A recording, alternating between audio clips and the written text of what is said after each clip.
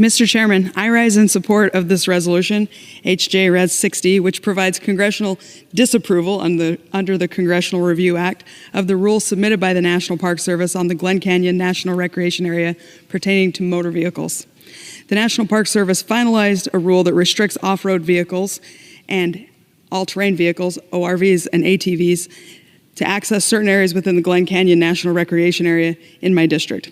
This would prohibit access to approximately 24 miles of road, as the chairman said, including popular trails near the Orange Cliffs and segments of Poison Springs Loop. I've spent a lot of time on the ground in these areas with local elected officials who, for years, have tried to generate a better experience for visitors to the Orange Cliffs, and this goes in the wrong direction. Wayne and Garfield counties are counties that struggle in a state that otherwise thrives. Utah has a really strong economy, but these rural counties have really weak economies, and the reason the rural counties struggle is because the land, almost all of the land in their counties, is managed by the federal government. The federal government can make rules that restrict access to parts of their county over their objections. These roads we're talking about are important to those residing in Wayne and Garfield counties and the tourists who come here from all over the world. They've used these paths to get to places that are part of their history and part of their recreation for generations. The road restrictions reflect a pattern of access loss that characterizes the problems with having a distant federal government make local rules. People from across the world come to experience the unique opportunities these trails offer. The rule threatens to sever these connections, leaving communities to bear the brunt of its consequences.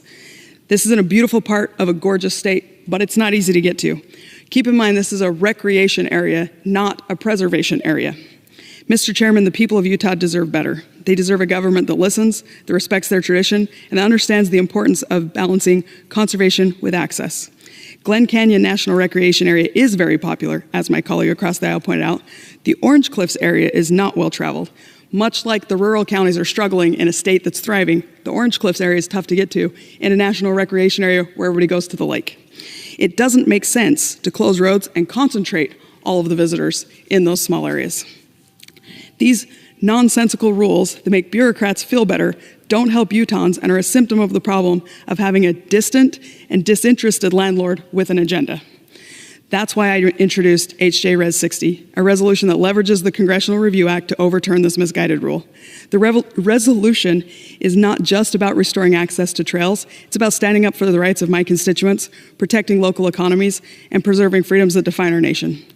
Let us be clear, conservation and access are not mutually exclusive. We can protect our natural heritage while ensuring that Americans can go see it and enjoy it.